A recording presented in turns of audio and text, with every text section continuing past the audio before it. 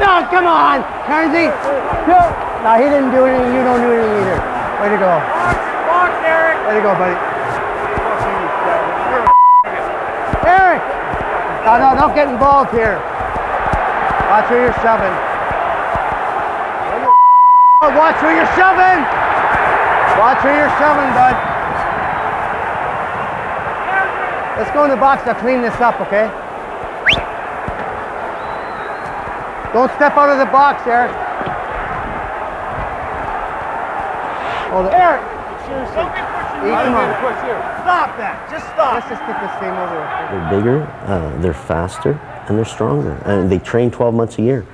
In the 70s, you used to go to training camp to get in shape. Now, I mean, these athletes, and plus the officials, train 12 months a year. They're just, Clark Gillies, a great player for the Islanders who's in the Hall of Fame now. I mean, Clark used to be a big man back then, and you know, now he would be average. They are, you know, they just, the equipment's lighter, the sticks are better, they just fly. Scampy's no slouch himself. At age 57, the future Hall of Famer still times out as one of the NHL's fastest officials. I know, it's always funny to see Ray skating because everybody says, oh man, he goes fast, and I always tease him, I say, your legs are moving fast, but you're not really going that fast. So it's kind of funny, I always joke with him like that. And he's fun on the ice because he does talk, and he's into it, and he's loose, and it's fun to work with guys like that for sure. He's not throwing any punches, no cheap shots. No cheap shots, Pure. As for stature, well, Ray's always been shorter than everyone else, regardless of the era. He's got all kinds of tricks. I mean, the guy's got bigger, but he's got a big heart, and he knows how to take care of what he's got to take care of.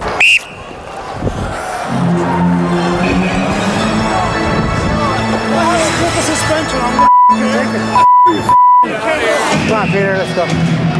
I will, don't worry. Maybe not tonight, but I will.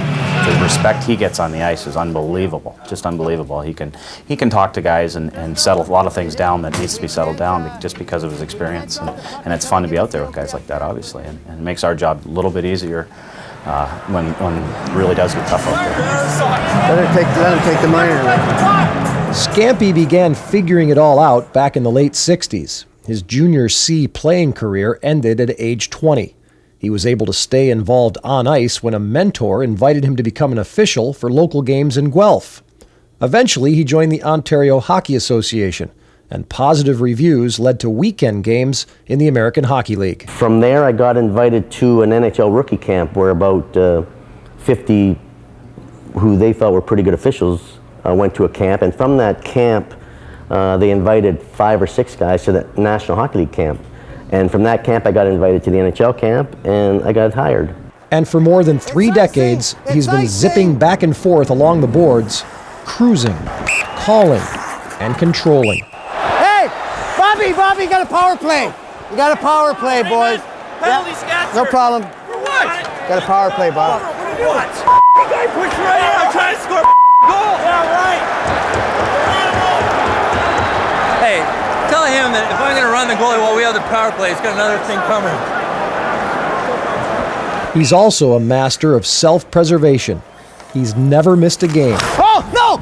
Oh, jeez. His best pirouettes and jumps occur when trying to avoid damage. Ray's quickness and his ability to get in quickly has saved, obviously, some bumps and bruises, but I don't think that people realize how many times you do get hit that, I mean, you're not going to tell anybody or complain to anybody because that's part of the job description is getting bumped and banged the odd times. So I think the worst place, though, is along the boards when the players shoot it in hard and they have their head down and they just drive it. I mean, you're at their mercy.